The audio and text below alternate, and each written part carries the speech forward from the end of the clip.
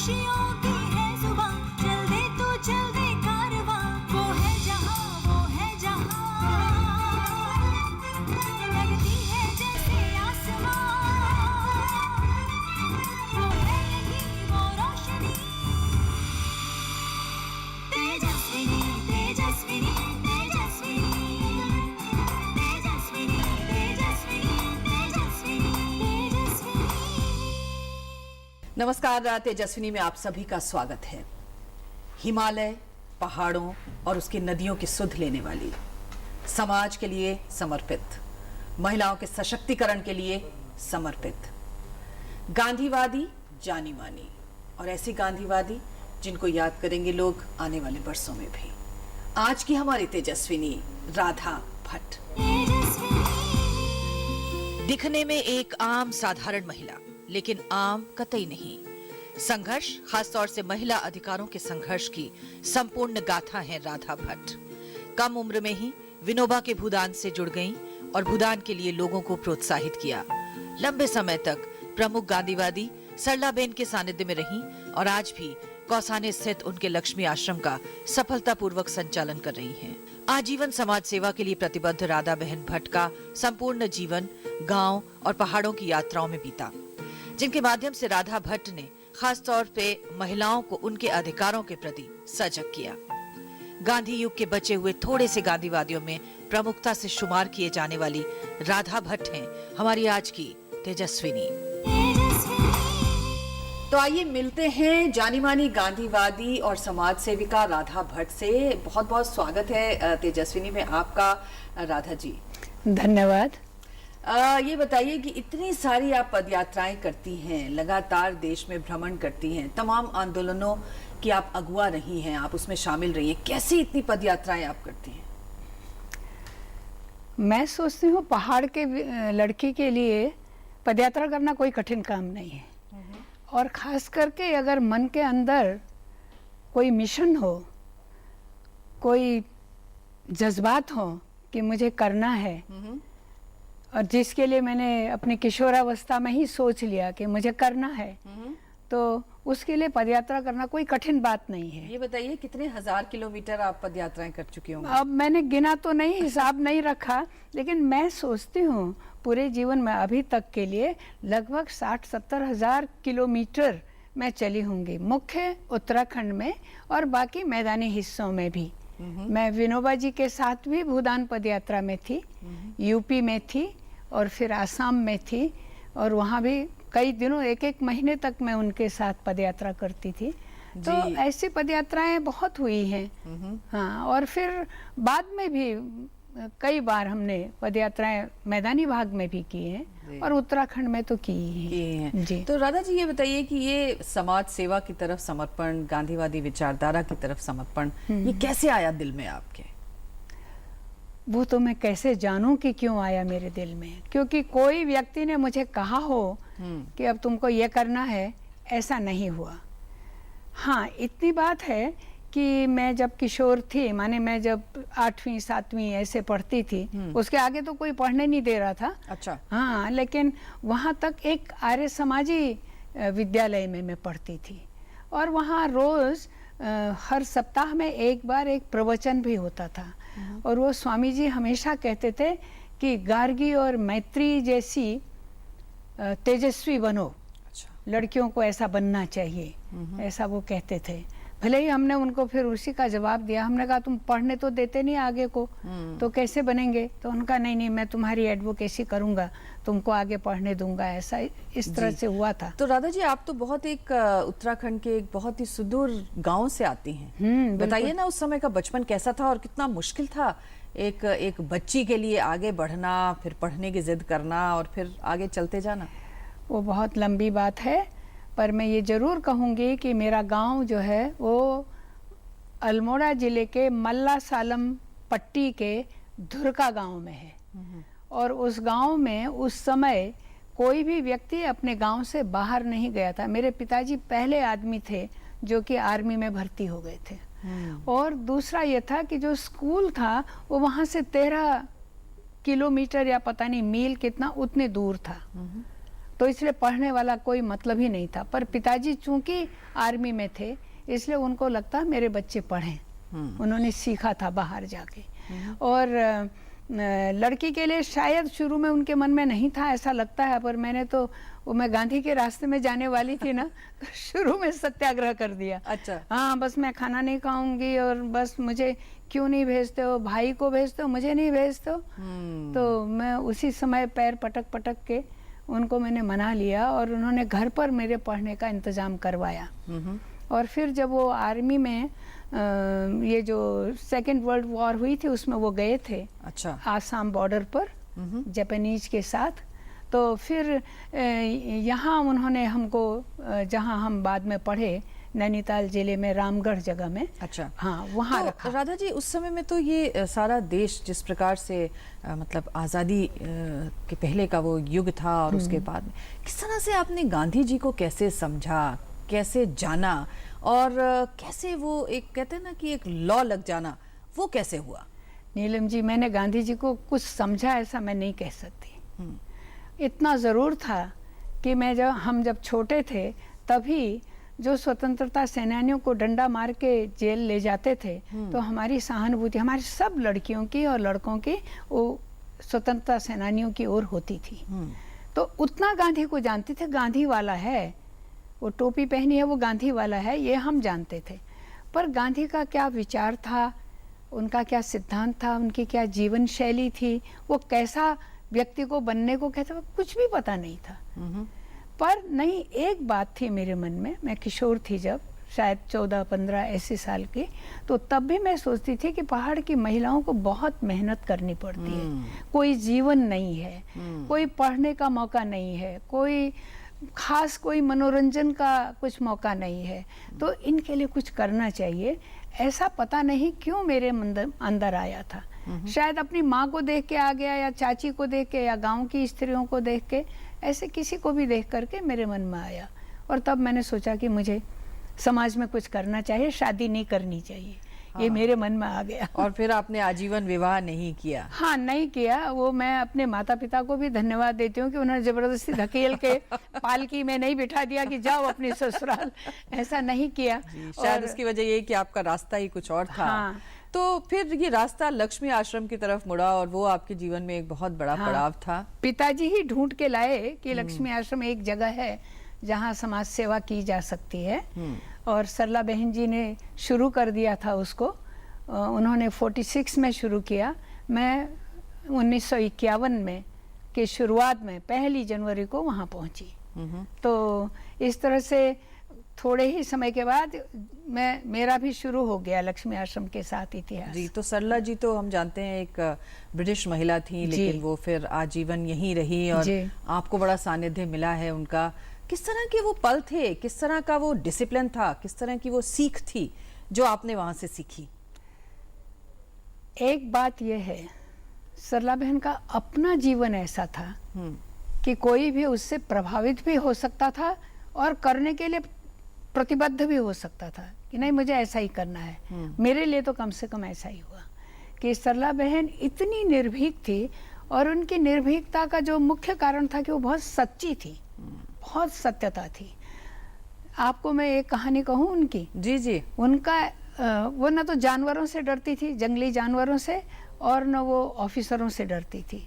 तो एक बार सरला बहन को पूरे अल्मोड़ा जिला का सबसे खतरनाक व्यक्ति बनाया, घोषित किया गया सरकार के द्वारा। अच्छा। ब्रिटिश सरकार के द्वारा। अच्छा। तो उस समय पता नहीं कैसे तो एक दो हमारे जिलाधिकारी भारतीय भी होते थे, वहीं के थे, पहाड़ के ही वो जिलाधिकारी थे। उनके पास पुलिस सरला बहन को पकड़ के ले गई।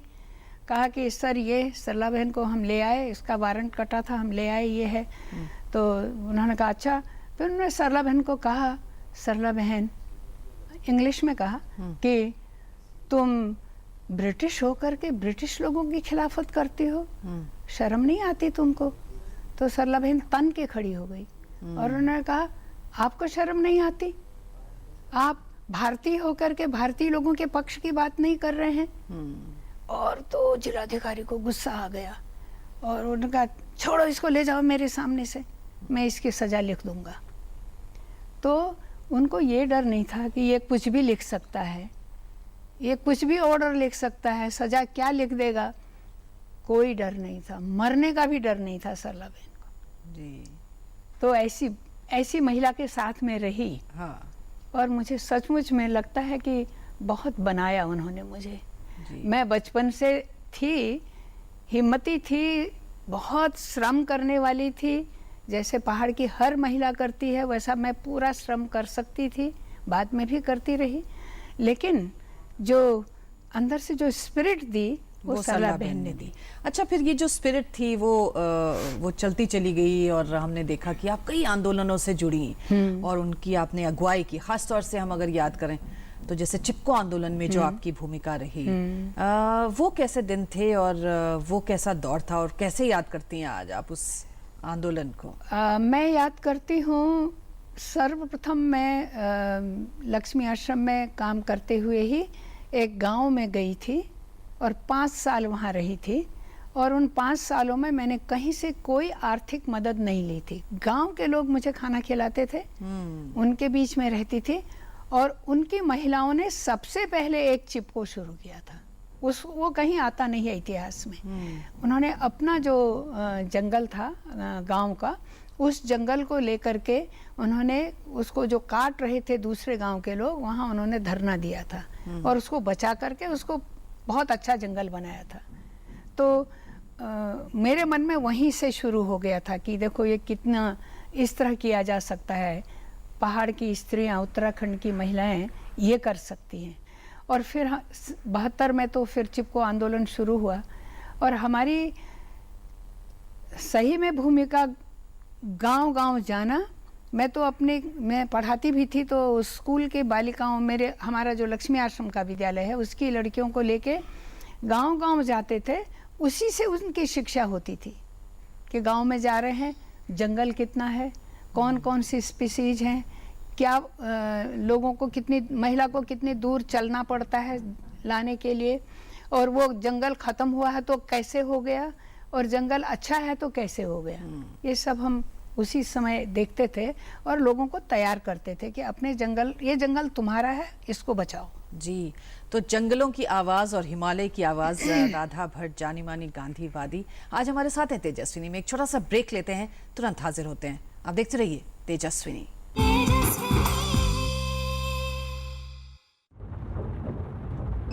हेलो पापा। कब से फोन कर रहा हूँ, फोन ही नहीं लग रहा है। अच्छा, घर पहुंची कि नहीं? रास्ते में हूँ, आज ऑफिस में लेट हो गया था। ऐसा क्या काम आ गया आज? बेटा 12 बज रहे हैं। लास्ट मिनट ऑफिस में काम आ गया था, फोन नहीं कर पाए। अच्छा, घर कैसे जा रही हो? मैंने टैक्सी ले ली है। ऑफिस से कोई है तुम्हारे साथ? नहीं, मैं अकेले हूँ। अकेली? टैक्सी में इतनी रात में? अरे पापा आप सुनो तो मेरी बात। पापा सुनो, टैक्सी का नंबर नोट करो। 1 सेकंड होल्ड करो। नहीं, मुझे बताओ टैक्सी का नंबर। चलो। हाँ, आप चिंता मत कीजिए, मैं आपकी बेटी को ठीक से घर पहुंचा दूंगी। जितनी ज्यादा औरतें होंगी, ये दुनिया उनके लिए उतनी ही बेहतर होगी। चलिए इस दुनिया में बेटियों की जगह पहचानें।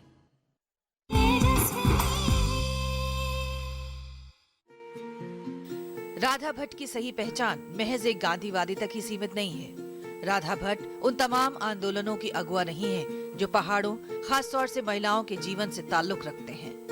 भूदान के अलावा बालिका शिक्षा और फिर चिपको आंदोलन और शराबबंदी के खिलाफ संघर्ष के लिए राधा भट्ट का नाम प्रमुखता से लिया जाता है।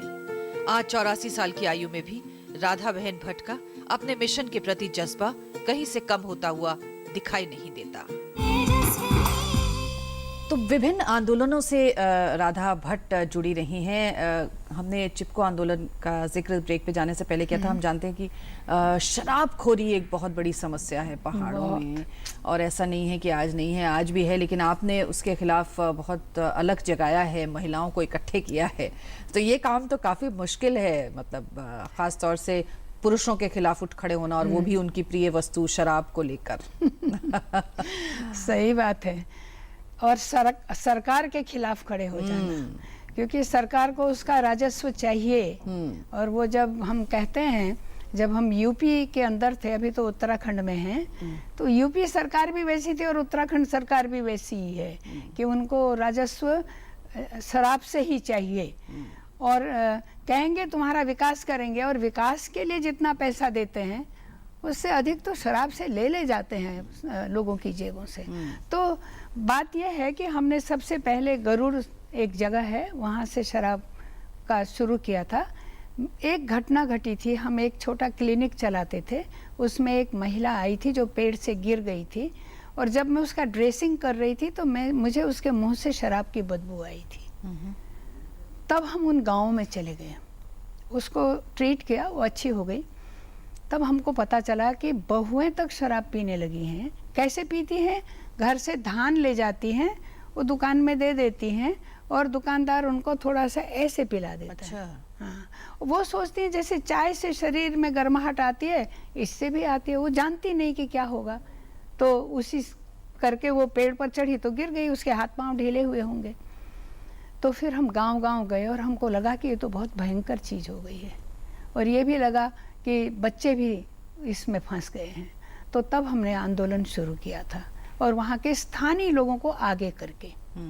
आज किस रूप में ये आंदोलन, हम जानते हैं कि उत्तराखंड की महिलाएं कभी भी ऐसे विषयों को लेकर आंदोलन करती हैं, और जाहिर है उसके पीछे आपकी प्रेरणा हमेशा रहती है। असल में ऐसा है कि तब तो हमको जाना पड़ता था कहने, अभी किसी को हमको नहीं जाना पड़ता। नहीं, महिलाएं इतनी तेज हो गई हैं, खुद समझ गई हैं कि हम क्या कर सकते हैं, और वो अब जहाँ उनको लगता है कि ये इससे हमारा नुकसान हो गया है या हो रहा है, वो खुद उठ के आती हैं।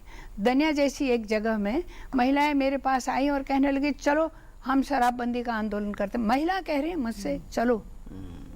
और हाँ, और फिर जब आंदोलन चल रहा था काफ़ी, तो मैंने कहा तुमको जेल भी जाना हो सकता है, पड़ सकता है ऐसा, क्योंकि मैं तो खुद जेल गई थी कई बार शराबबंदी के लिए। मुझे ले गए थे पौड़ी जेल में, अल्मोड़ा जेल में, मुझे या मेरे साथ और भी।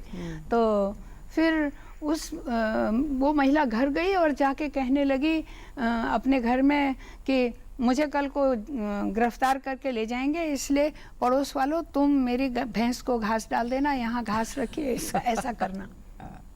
तो ये तो महिलाओं की बात है ना। मैं कहती हूँ हम नहीं करते हैं, वो करती हैं। और मैं कहती हूँ मुझे उन्होंने बहुत सिखाया है।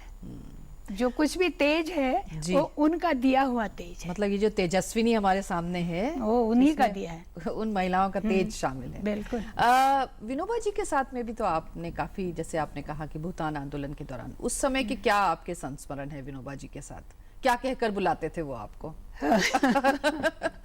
हाँ, विनोबा जी के साथ जब हम पदयात्रा में थे तो विनोबा जी तो उसको जंगम विद्यालय कहते थे, माने चलते फिरते वो हर कार्यकर्ता को कुछ कुछ सिखाते थे। तो हमेशा मुझे पूछते थे आजकल क्या अध्ययन चल रहा है। अध्ययन से मतलब उनका साधारण किताब से नहीं होता था।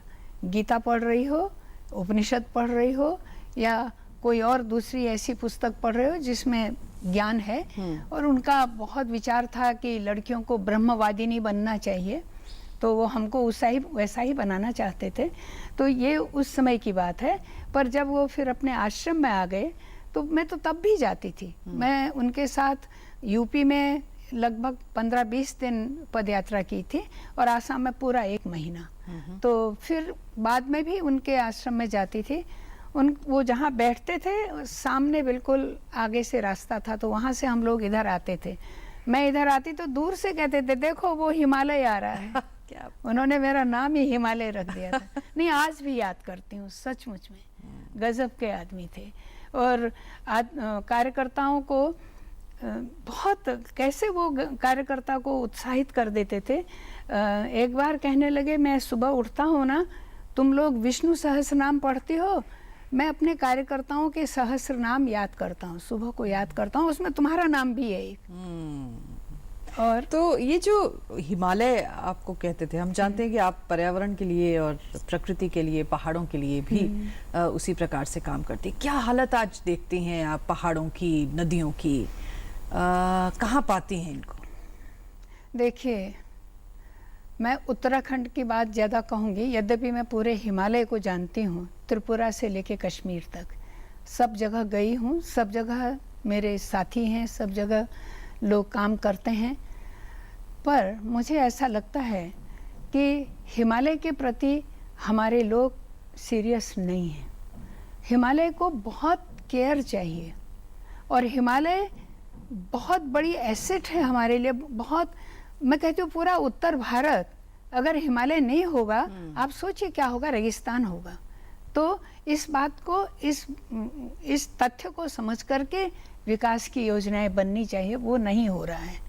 और हम अभी बहुत कोशिश कर रहे हैं हिमाचल में भी और उत्तराखंड में भी कि गवर्नमेंट से कहें कि आप एक पहाड़ के लिए अलग से विकास नीति बनाइए।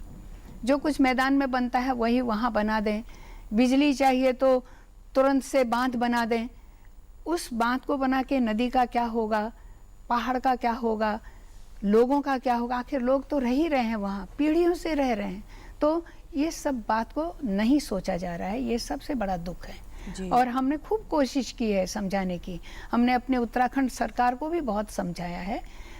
जब खंडूरी जी थे तब तो उन्होंने एक बहुत बड़ी विशाल सभा की थी सरकारी कर्मचारियों की। तो ओपन माइनिंग के खिलाफ भी तो आपने काफी आवाज बुलंद की। हाँ, और अभी देखिए ओपन माइनिंग अभी भी बहुत चल रही है। हमने तो पूरा 2 साल लगाया था। एक जगह एक गांव की महिलाओं ने लगाया था, कहना चाहिए, उन्होंने ही बुलाया। उन्होंने कहा हमारे खेत खत्म हो गए हैं, उसमें मलबा बह के आकर के हमारे धान दबा दिए हैं, इसलिए हम कहते हैं कि हमारे साथ आओ। तो हम गए और हमने उनके आंदोलन को मजबूती दी और 2.5 साल में वो बंद हो गया। लेकिन अभी बहुत है, खास करके ये जो सोप स्टोन का खनन होता है वो बहुत है, और वो बिकता है अच्छे दाम में। तो सबको तो पैसा चाहिए, प्रकृति नहीं चाहिए, पहाड़ नहीं चाहिए, हिमालय नहीं चाहिए, हिमालय की नदियाँ नहीं चाहिए। बड़ा दुख है, लेकिन सवाल यह है कि हम भी तो लगे ही रहेंगे। जी। अच्छा, आप गांधी जी के विचार को और ख़ास तौर से अहिंसा के विचार को आप फैला रही हैं। हम जानते हैं कि आप कई मुल्कों में उस विचार को लेकर जा रही हैं। कहाँ पाती हैं आज आप गांधी जी के इन विचारों को, अहिंसा को, सत्य प्रियता मैं को एक ही और बात, तमाम हाँ, मैं एक बात कहूँगी। आज इच्छा सबकी हो गई है वायलेंस से बचने के लिए। गांधी का ही रास्ता है, इसलिए नॉन वायलेंस यानी अहिंसा का जो रास्ता है वो गांधी वाला रास्ता ही हमको लेना होगा। मैं आपको बताऊं, मैक्सिको में सबसे बड़ी यूनिवर्सिटी है ओनम यूनिवर्सिटी। तो वहाँ उन्होंने मेरे लिए एक राउंड टेबल कॉन्फ्रेंस की थी। उसमें जो ओनम यूनिवर्सिटी का सबसे बड़ा अधिकारी है, वाइस चांसलर नहीं था पर उस विभाग का था, हेड ऑफ द डिपार्टमेंट, वो कहता है कि हम बिल्कुल साफ समझ गए हैं कि अगर हमको बचना है मैक्सिको को तो गांधी के रास्ते से ही बच सकते हैं। लेकिन हम कैसे गांधी के रास्ते पर चलेंगे, इसको बताने का जिम्मा इंडिया का है, भारत का है। वो हमको बताएंगे कि स्टेप बाय स्टेप हम कैसे गांधी के रास्ते पर चल सकते हैं। तो ये एक बहुत बड़ी बात है, और इसलिए हमारी शक्ति इतनी ज़्यादा नहीं है, लेकिन फिर भी हम सोचते हैं कि ऐसे लोगों को मजबूती देने के लिए वो बुलाएं तो हम जाएंगे। तो मैं 2-4 बार तो मैक्सिको ही गई हूँ, जहाँ सबसे ज़्यादा हिंसा है अभी। सड़कों पर है, घरों में है, महिलाओं के साथ है, नौजवानों के साथ है, किडनैपिंग है, क्या नहीं है वहाँ, बहुत मुश्किल है। लेकिन फिर भी मैं ऐसा सोचती हूँ कि लोगों का बहुत सोच उस तरफ जाता है, पर लोग अपनी लाइफस्टाइल नहीं बदलना चाहते। और गांधी तो लाइफस्टाइल बदलने की बात कहता है ना, नॉन वायलेंट लाइफस्टाइल होनी चाहिए। जी। तो राजा जी, अब ये बताइए कि ये जो रास्ता है जो गांधी जी ने आपको दिखाया है, किस तरह उस पर आगे बढ़ना चाहती हैं, और कौन सी ऐसी मंजिल है जो अभी पाना बाकी है? देखिए, अगर सचमुच में एक अहिंसक समाज की रचना करनी है, मैंने तो जीवन भर केवल संघर्ष नहीं किया है, रचना भी की है। रचना और संघर्ष दोनों मैंने साथ साथ जिए हैं, साथ साथ किए हैं। तो उसके लिए हमको एक अहिंसक समाज की रचना करने के लिए हमको जो सत्ता है उसको गांव को लोगों तक पहुंचाना होगा। जो सेंट्रलाइज्ड सत्ता है, जितना ज़्यादा सेंट्रलाइज होगी उतना वायलेंस होगी, और ये पूरा दुनिया जान रही है अभी। लेकिन कैसे फिर उसको डिसेंट्रलाइज करें, वो नहीं समझ पा रही है। तो मंजिल है वो अहिंसक समाज बनाना। और हमें उम्मीद है कि इस दिशा में आप निरंतर आगे बढ़ती रहेंगी। हमारी शुभकामनाएं आपके साथ रहेंगी। बहुत बहुत धन्यवाद राधा जी हमसे बात करने के लिए। धन्यवाद, बहुत धन्यवाद। तो ये थी राधा भट्ट, हमारी आज की तेजस्विनी, जिनसे हमने बहुत कुछ सीखा।